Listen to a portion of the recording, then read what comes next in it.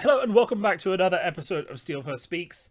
For those of you who have been following this series so far, you'll understand what you're looking at already. For those of you who don't, this is a short series where I have done some big spreadsheeting on the price of every Majestic for every class and hero currently in the game, and we are taking that data and we are asking some statistical questions about hero popularity, cost to buy into heroes, average cost per set, and all of these other statistics, and we've got a video looking into each of these.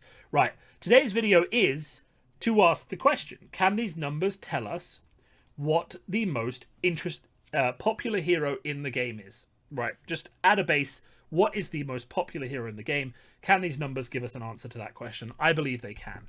For those of you who aren't familiar with my channel, my name is Finbar, aka Steelfur, my online name. You will find me on Discords, hanging around. I am a London-based Flesh and Blood content creator. I am very much a news and reaction content creator, which is why you don't see that regular stream of videos that maybe other people do send out, in terms of like, oh, this is my top 10 tips for doing this and that. I don't like making that content, so I tend not to do it. I focus more on discussing the things I find interesting about the game, which are statistically what's going on. Are they making good rules decisions? Are they making good design decisions? What do I think about future design in the game? How do I feel like they're running into problems? What is the community saying that LSS isn't dealing with? And how should LSS deal with it better? What are the challenges that we are facing as a community? I like to deal with things in a critical, analytical, and reactive way. I don't like generating content just for the sake of talking about the game, though I do also love talking about Flesh and Blood. So if you're interested in, we'll say, I like to put out an episode when I'm not on a break, and I do take breaks throughout the year because I think any hobby deserves breaks. But if you're interested in content every 2 weeks that is analytical, engaging, and interesting, I'm not just here to fill your ears with isn't Flesh and Blood, how great is it, all is that sort of thing. Then do like and subscribe. Let me know what you think.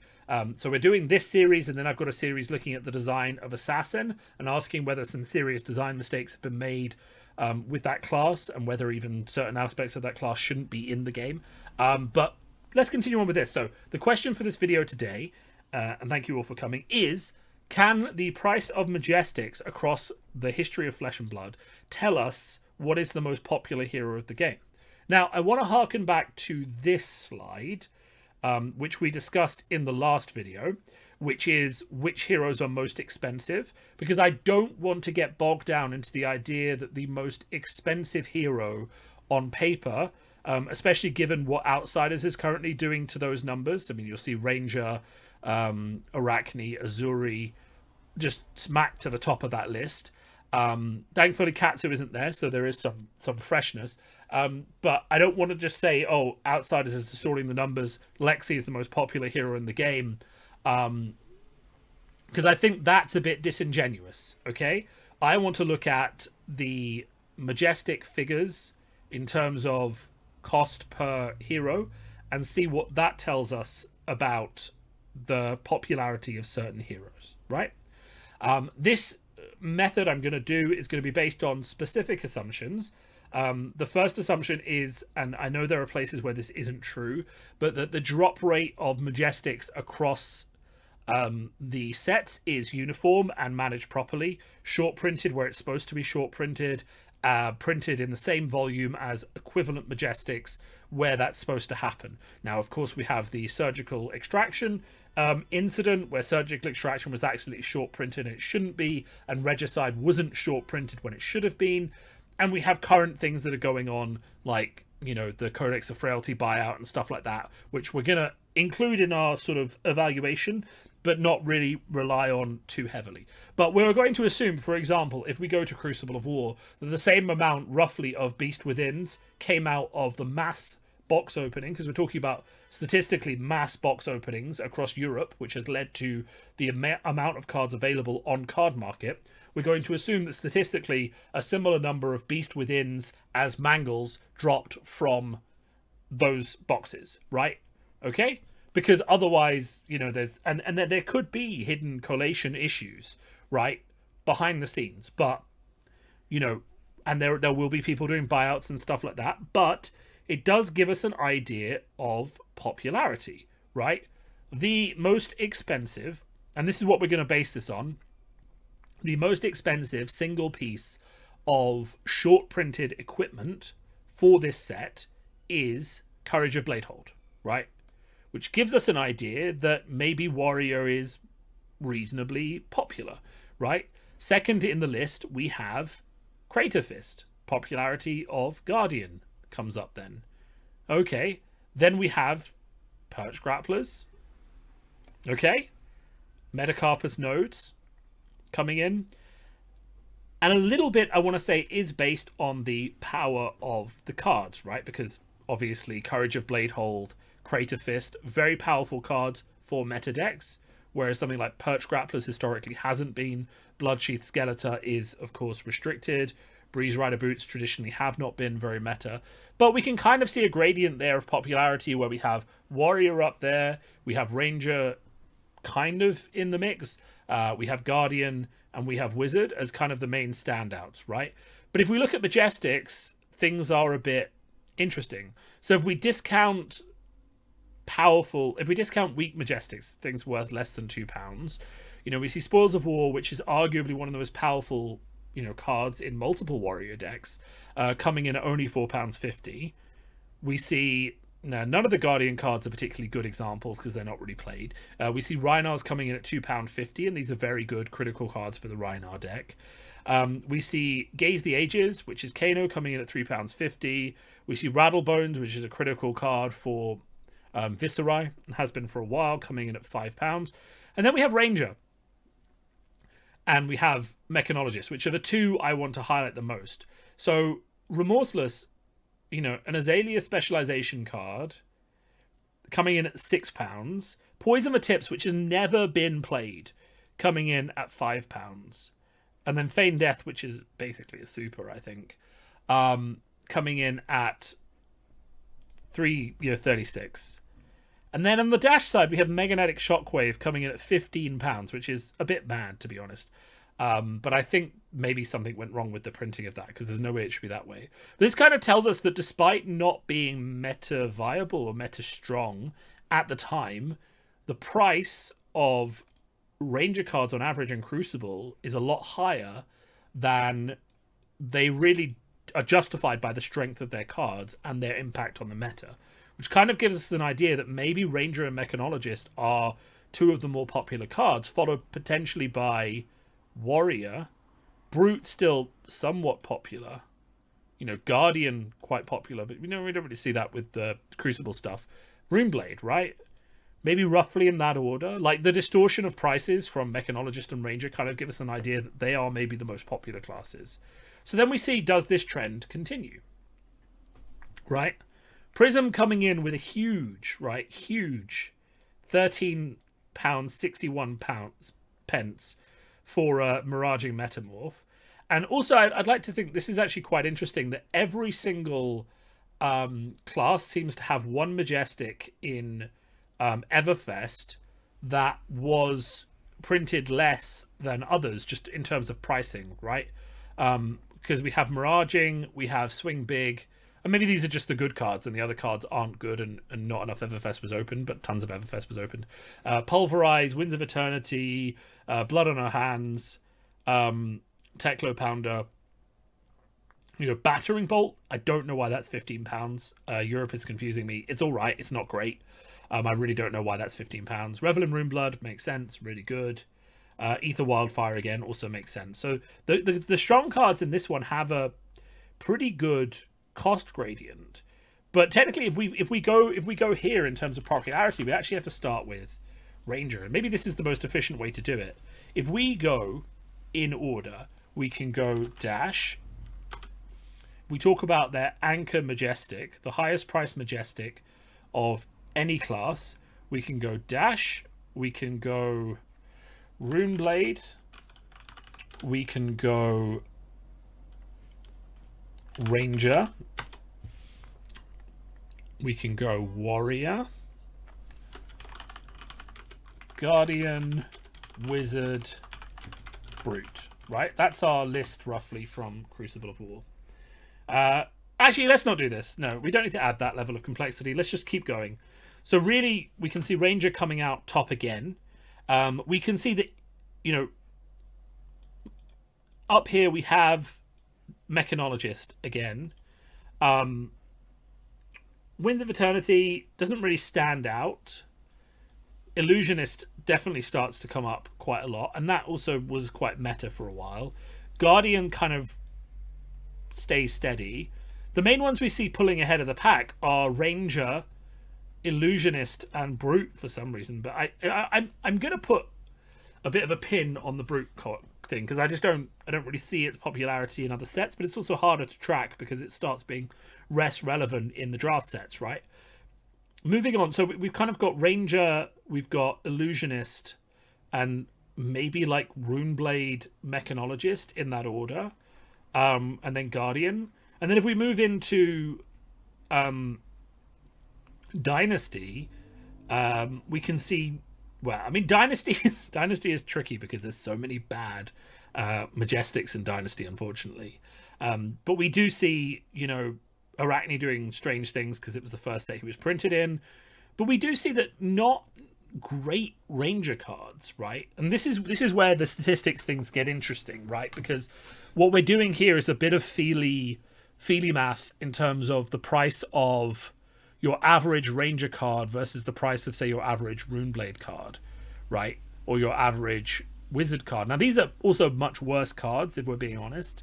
But if we look at the price of your average Illusionist card, even Ninja, which is kind of popular, and Tiger Ninja was fine as popular, Warrior, you can see that Ranger comes out a little bit ahead of the pack with, I mean, Deadeye comes out massively ahead of the pack, which kind of shows you the power.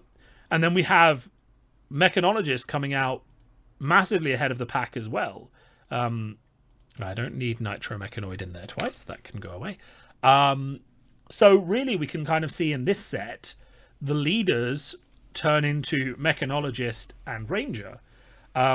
Assassin, there's no real comparison to put there, but it is obviously popular as a new class. And we see that Reinar's best card still creeps up in price, which kind of implies that Brute is more popular than people maybe give it credit for. Now, if we go back to Welcome to Wraith, it's a lot easier to see because we're not comparing so many classes.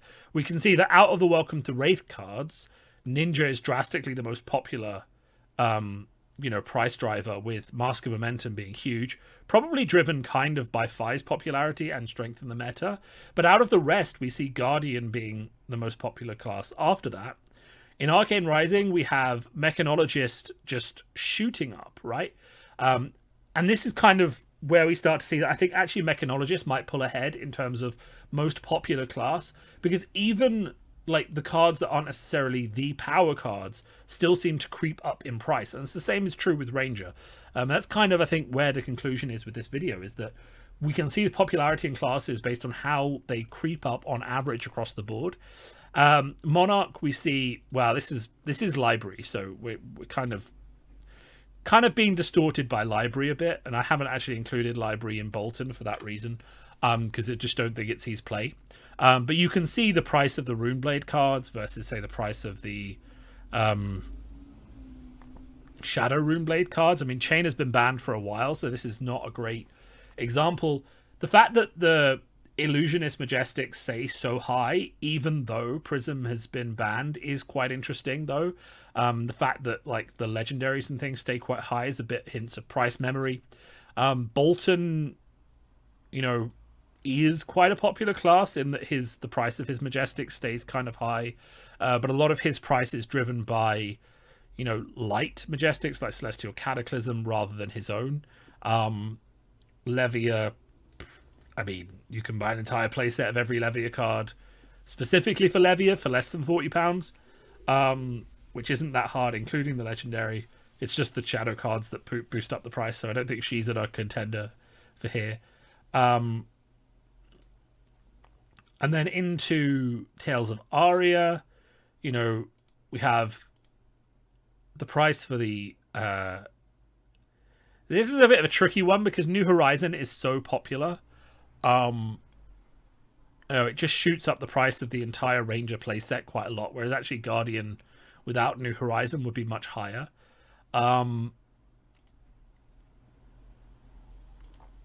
But we kind of see Guardian is the average.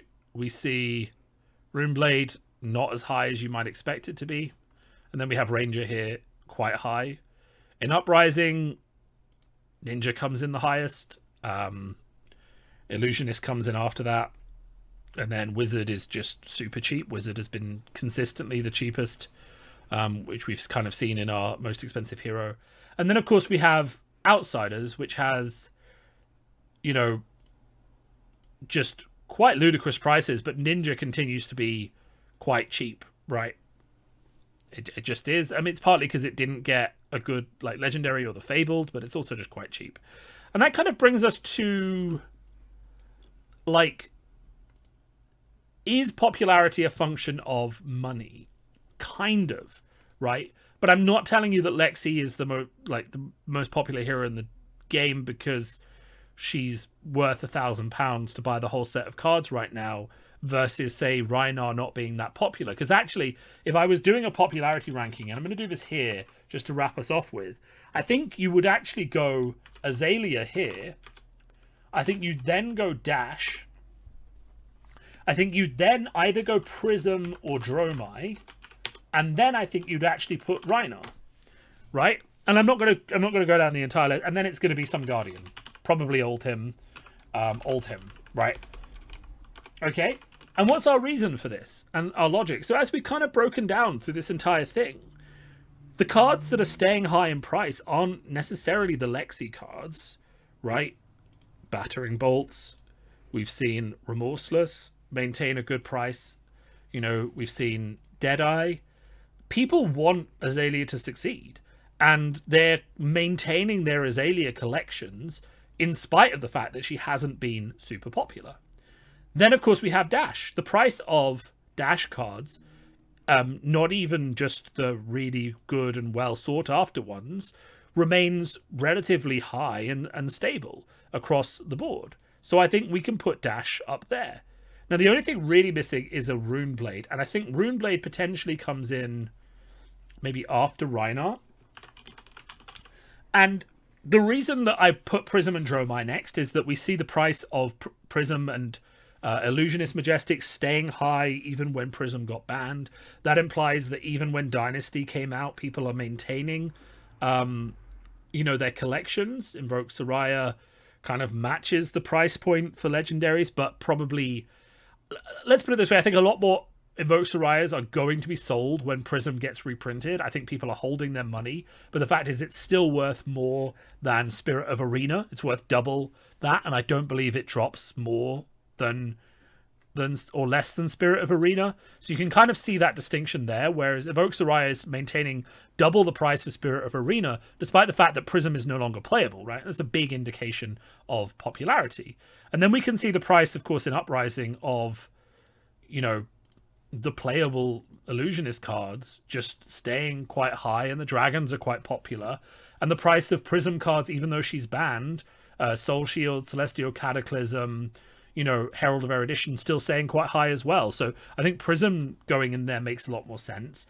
Rhinar stays there because despite the fact that he is one of the cheapest heroes to play, his best card in every single set creeps up beyond what it should be. It competes with competitive, cards that see competitive play, despite the fact that it doesn't.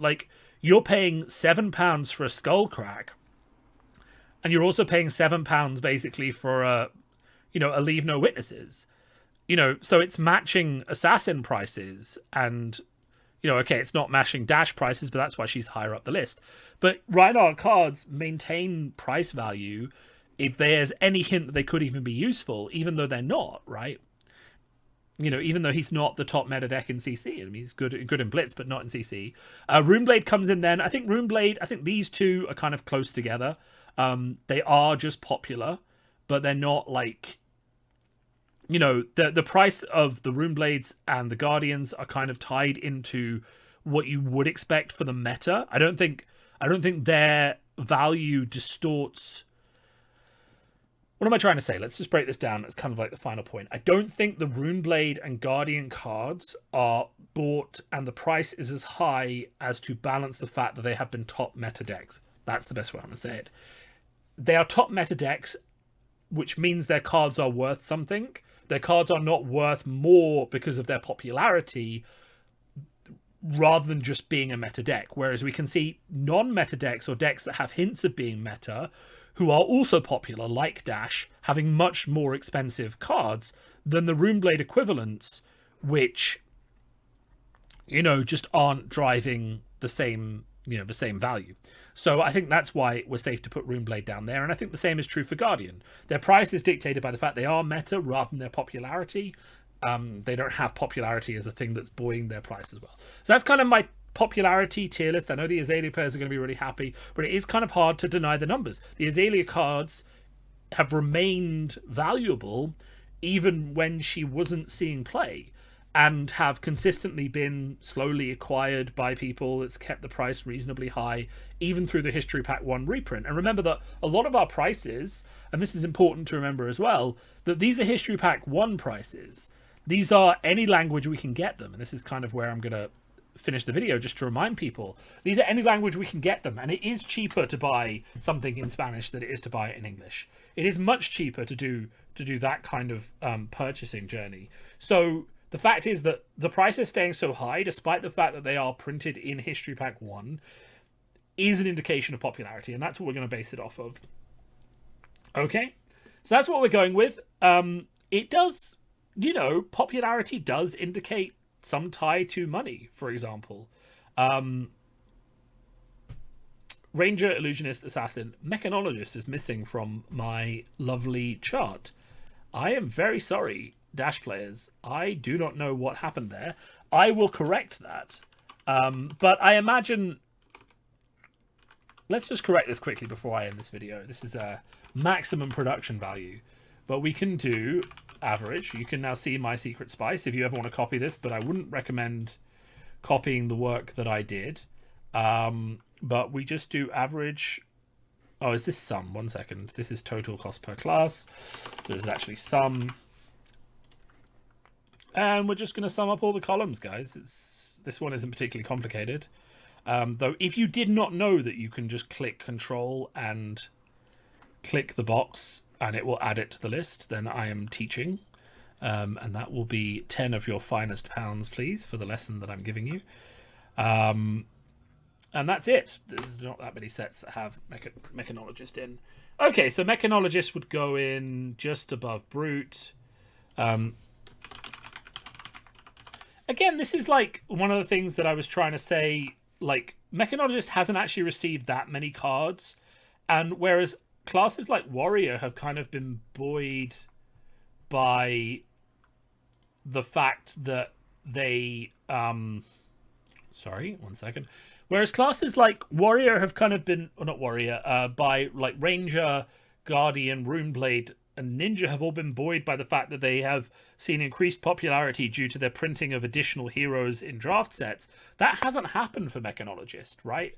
Mechanologist and Dash, which is why she's second on the list, has maintained her price and popularity ratio based on that, despite the fact that no other Mechanologists have been printed in other draft sets to increase her popularity. You could argue that Illusionist, Ranger, Guardian, Runeblade, Ninja have all had that huge spike as well in pricing and popularity due to the fact that there are other heroes that share that class. Never happened for Mechanologist. Never happened for Brute either, which is why it's interesting that Brute's price continues to be at that level, despite the fact that it has not, you know, seen that buoying effect. Anyway, that's where I'm going to end it. I think you found this really interesting. That's, I think... there might be one more money focused video we're going to do, but that's kind of where we are now on them. So I hope you found this series interesting. I won't say if you'd like me to do more like this, because I don't know what else I would do like this, but if you have suggestions for other areas of Fab that you might like statistical analysis on, I can do that. That is something that I do. I do quite enjoy my spreadsheet work, so, you know, hit me up.